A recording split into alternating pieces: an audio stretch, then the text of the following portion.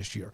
We're now joined by Michael Grant, Chris Grant. Chris Grant, excuse me. Golly, Chris Grant. We just had Michael Swain. Chris Grant, who we've had on before, the Southland Conference Commissioner, joins us on 365 Sports. Chris, thanks for your time. We appreciate it.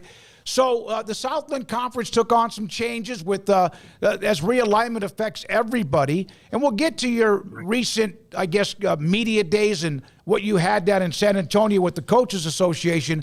But is it sometimes hard to keep up with the changes in college athletics?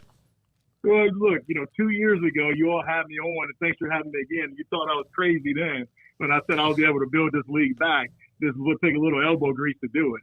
But I appreciate you all having faith in me at that time and allowing me to go to work and the membership as well. So, yes, it was hard to see through the forest, but one thing I knew is that I had to take care of our current student athletes and provide them a better tomorrow. And we've been able to do that despite, not only just kind of shining up our brand, right, with our total rebrand and things we've done there, but just going out and sticking to the basics, right? Just the common sense league, as we call it, a gas tank league, right? Why not playing more regional competitions so mom, dad, grandma, and can come watch you play? Is everything we talked about 2 years ago. And when you start taking that around and reminding folks that the overall mission is educating these young men and women to be great citizens of our country going forward, it's not hard because now they're going to be in the classroom and get the skill set they need to go forward. And what better two states to do it in Texas and Louisiana?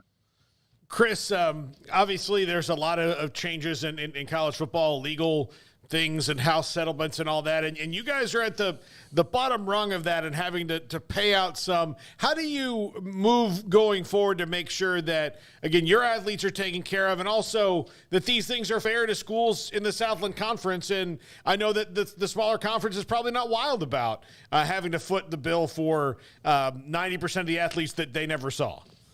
No, hey, you definitely nailed it. I have a group of now 12 athletic directors that aren't thrilled about, the settlement and how it's being divvied up and what our responsibilities in that and paying a lion's share. We'll take a $3 million a year haircut and ultimately close to about $32 million overall, when it all comes said and done over the next 10 years. But at the same time, we're also realists and understand it's a common thread, right? When the going is good, when it's going bad, hey, yes, we got to step up to the plate and take care of our share. And hey, at the same point in time, look, we're really the expectation doesn't change from what we're trying to do day to day. And again, empowering our student athletes, creating a championship environment, and giving them a platform to showcase their skills.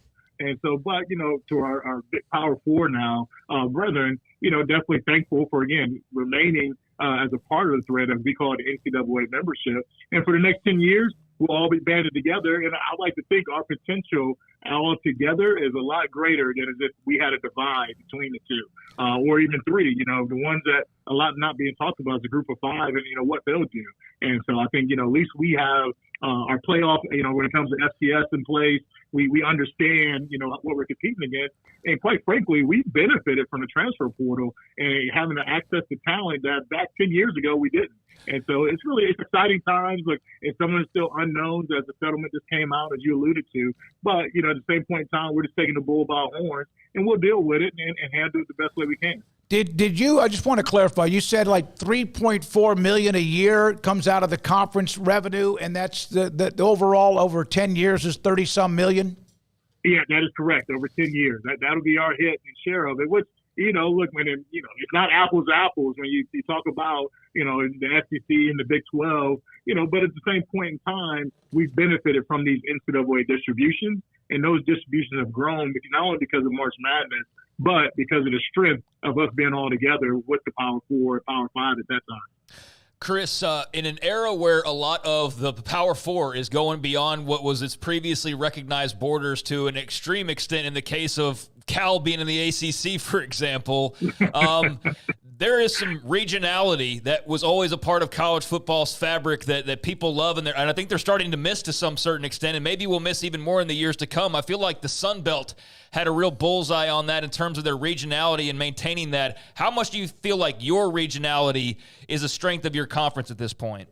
Hey, I think we're bar none number one when it comes to all 31 conferences now and what that looks like. in a sense that we're special, right? With all the changes that have happened, not only in college football, all this realignment, as you alluded to, our league, the Southland Conference, continues to be a league where fans and family, they can drive the games, right? That's why we call it the Gas Tank League, GTL, because, look, you stop at Buc-ee's, you stop at Pilot, whatever your preferred gas tank is, and then, look, come to the games. And it shouldn't take more than that. Now, we added UTRGV in, so I'll recommend it from UTRGV to New Orleans. You might want to catch on that Southwest or American flight, but they're all accessible. You're not spending more than an hour on a plane. But then it's twofold, because now our student athletes, they're not going over to the West Coast. They're not going all the way to the East Coast. They're playing here all in one time zone, the Central Time Zone. And not many can say that. I think we might be one of two that can say that right now. And that's exciting for me. And it's exciting for our student athletes to be able to get their degrees and, again, be able to play in front of their fans, family and friends. By the way, Chris Grant, Commissioner of the Southland Conference, with us on 365 Sports. Right now in Paris, what are there, 6 athletes from within the Southland Conference that one of them from my alma mater, Walkup, the basketball player who's a part of the team in Greece, but 2 from the United States, Ghana, Greece, Paraguay, and Ukraine. That's a nice representation for your conference.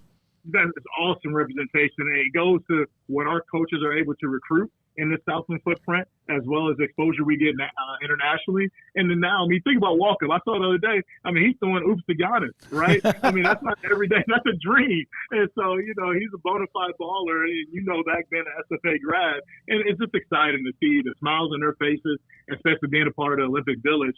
And, I think big miss me not being there. But as you all mentioned, things are so crazy in college athletics. It's almost, it's your death wish if you take a day off and miss the beat or something. But, definitely watching here, tuned in. I love all the coverage, and we're cheering them on for here, and I can't wait to celebrate them when they return.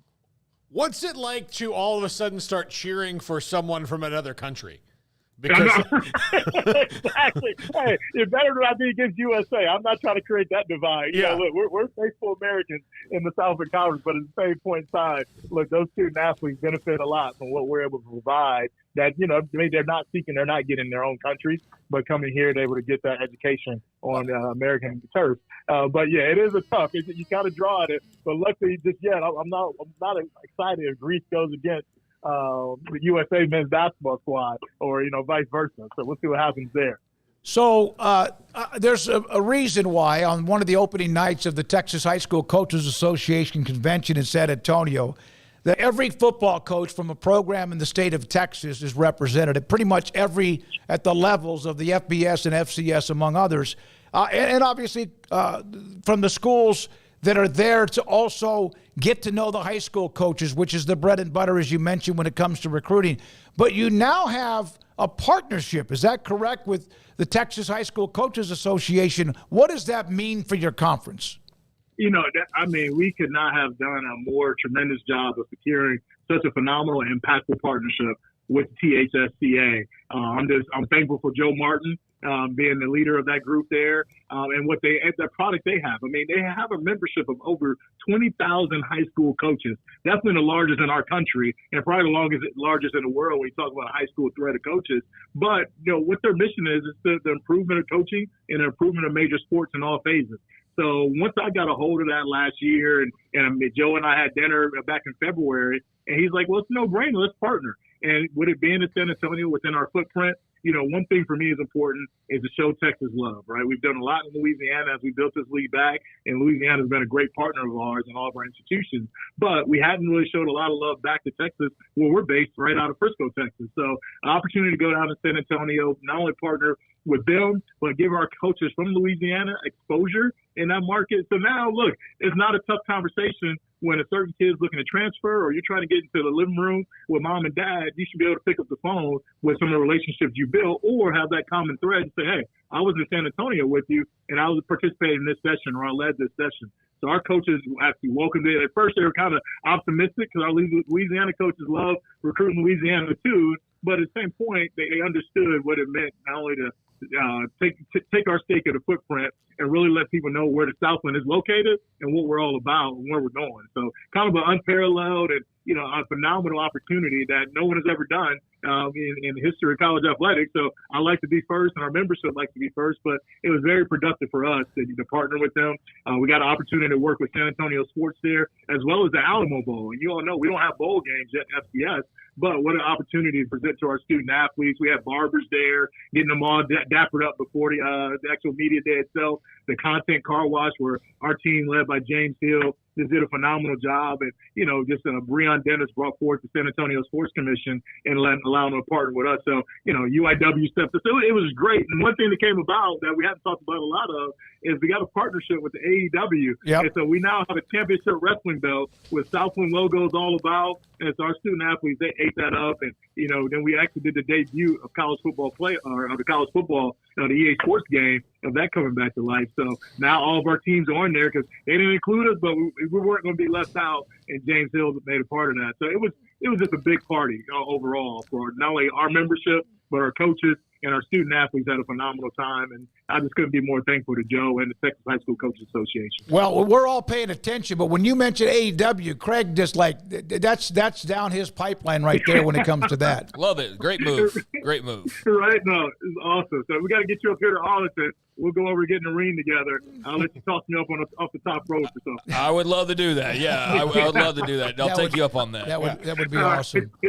Chris, what is week to week is it harder during basketball or football season for you to get everywhere that you want to be? It's football because it's dedicated, right? You only get so many hours, and then you try to leave a game, but you can't because it's compelling. And so getting around, I don't have the Brett Yarmark or Greg Sankey helicopter going around either. They can jump on it and catch game to game. And so, for us, it's important that we try to play opposite of whatever the big brand is. From the LSU to UT or Texas A&M or Baylor, those might leave them out. And so, with all that, it makes it a little tougher to be everywhere in football. But with our ESPN partnership, at least everything now for the last 2 years since I've been here, everything that we put up, or as far as football and men's basketball and women's basketball, all on ESPN Plus. So you're not missing a beat because you have your phones. And to be quite frank, how many of us are really sitting home in front of the TV watching content nowadays? So that's been a great addition for us as a conference. And, it's just you hate missing that one highlight live when it comes about. But, I tell you, the best thing is the culture. And so you try to leave Louisiana or Texas tailgate, early. And I probably would lose about 30 pounds if I was able to, but they get a hold of you with that gumbo or the brisket, you name it. We have some of the best food and celebrations that there are in the South.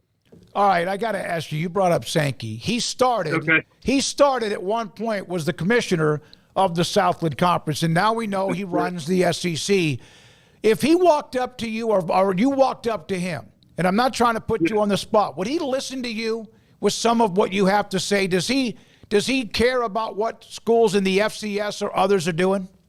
I see. I'm glad you mentioned that. So we actually get together as commissioners 3 times a year, as all 31, I should say. And the Pac-12 still attend, so it should say 32. But Greg and I and his wife sat down back in June in Naples, where we all met. And, at that time, it was everything going towards a route of not holding the settlement up between it. And so, because, look, this is what's right. We needed to move forward as an organization. And, unfortunately, we don't have a seat at the table during those negotiations and what that looked like. But we have to trust that Greg, Brett, Jim, keep and Tony of the Big Ten have our best interests in mind. So we actually did sit down over dinner and we talked about it. And one of our schools, Houston Christian, they pursued, a lawsuit against the NCAA and the way the settlement was divvied up. And so, it was for me to be transparent and kind of what they were communicating in that. And that it wasn't our idea to cripple this or, not let the settlement go through, but we were just asking for more transparency overall. And Houston Christian didn't speak for our entire league, but it was important for me to have that conversation with Greg. And, and that's his thing. He never wants to see this go away, but he has the interest now. He has 16 presidents that are saying, hey, NCAA is not doing this right. We're being, decision-making is being made by, Southland colleagues, but we're actually investing in quadruple the amount on you name the sport. So why is that?